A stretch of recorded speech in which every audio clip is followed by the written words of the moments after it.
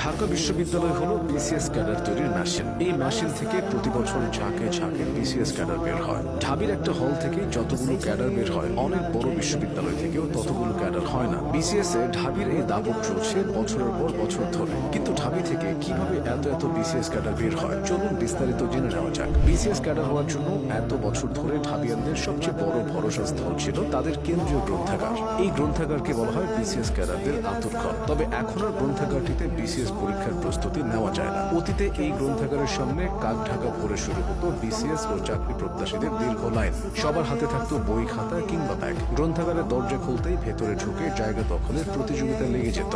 আর এই প্রতিযোগিতায় বিসিএস পরীক্ষায় ঢাবিয়ানদের সফলতার গল্প বলতো। এ তো গেল একটা মাত্র কারণ। বিসিএস পরীক্ষায় সাফল্যের ক্ষেত্রে ঢাকা বিশ্ববিদ্যালয় এগিয়ে থাকার পেছনে আরো অনেকগুলো বিষয় কাজ করা। এর মধ্যে শিক্ষার্থীদের পরিশ্রম ও অধ্যবসায় অন্যতম।